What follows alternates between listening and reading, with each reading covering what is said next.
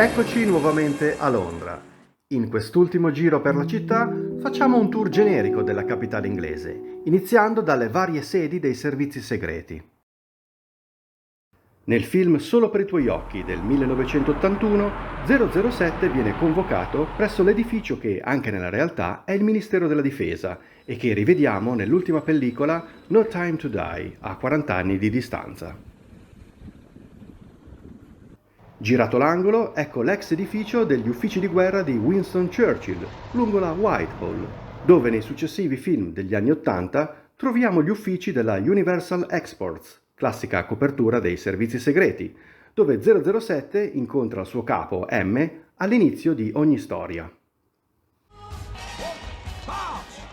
L'agente segreto solitamente compie le sue missioni all'estero e Londra ha sempre rappresentato semplicemente il luogo del briefing iniziale col suo capo M, così come vuole la Bond formula, particolarmente consolidata proprio negli anni '80.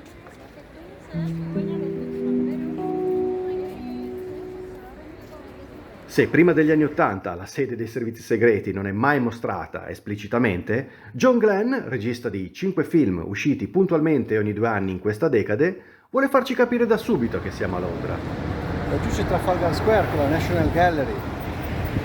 Ora sono sulla Whitehall e qui ci sono gli uffici della Universal Export.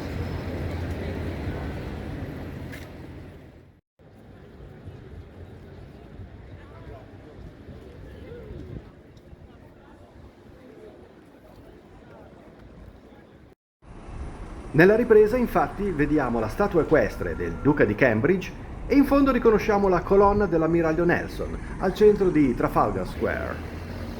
Se in Octopussy e Bersaglio Mobile gli uffici di M sono all'interno dell'Old War Office Building, per il successivo Zona Pericolo del 1987, col nuovo attore Timothy Dalton, si cambia luogo, pur restando nel cuore di Londra. Gli uffici della Universal Exports sono ora nei pressi della Malaysia House, all'angolo sud-ovest di Trafalgar Square. Sullo sfondo riconosciamo la bandiera canadese della relativa ambasciata e la National Gallery.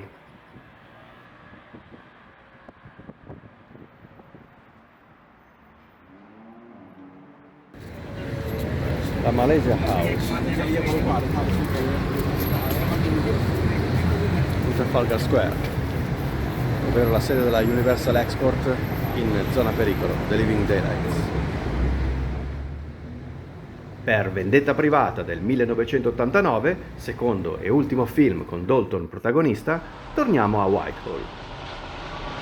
A partire dai successivi anni 90, nei film con Pierce Brosnan e Daniel Craig, viene rivelato l'effettivo quartier generale dei servizi segreti a Vauxhall, come abbiamo visto nei relativi episodi a cui vi rimando.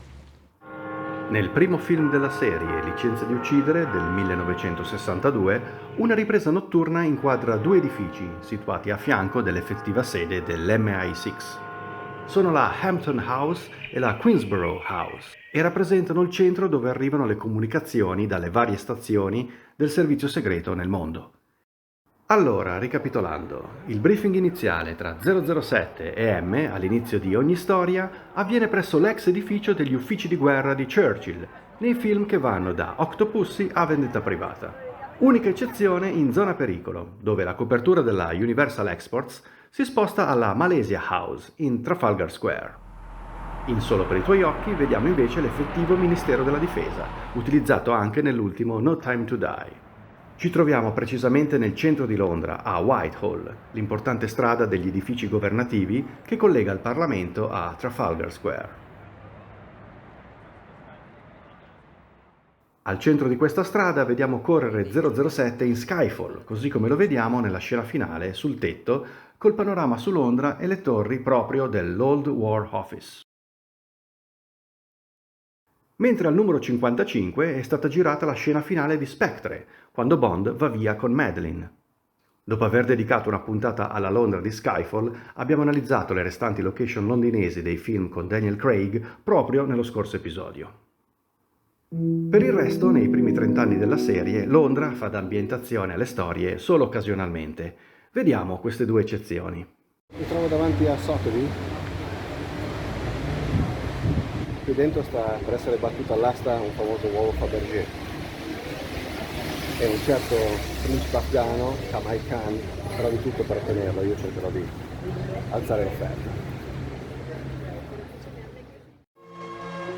Ci troviamo ora in New Bond Street, dove ha sede la famosa casa d'aste Sotheby.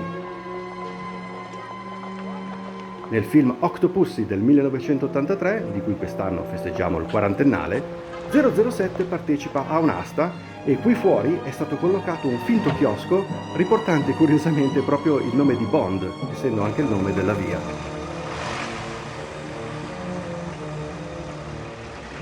Facciamo ora un ulteriore salto indietro nel tempo, tra il finire degli anni 60 e l'inizio dei 70.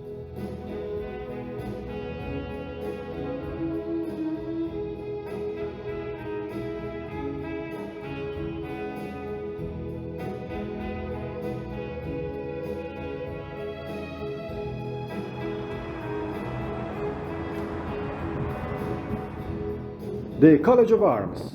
Qui il James Bond interpretato da George Lazenby viene a fare le sue ricerche su Blofeld. Quella che vediamo dietro è la cupola della cattedrale di St. Paul.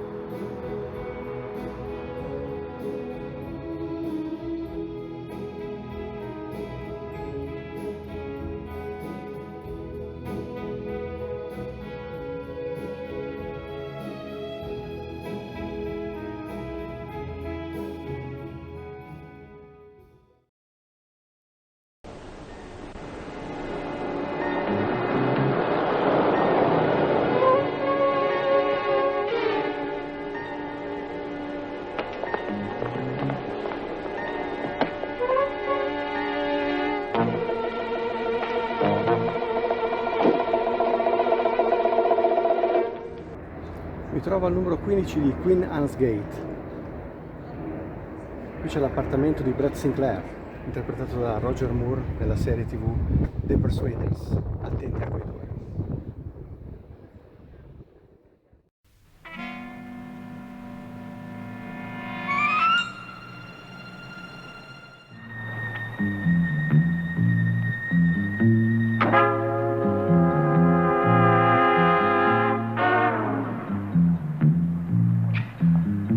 Concluderemo il nostro giro a Londra nella prossima parte, dove faremo un giro per la città visitando alcuni punti importanti nella storia di 007 che tuttavia non sono ambientazioni di film. Per il momento è tutto. A presto, con nuove location bondiane.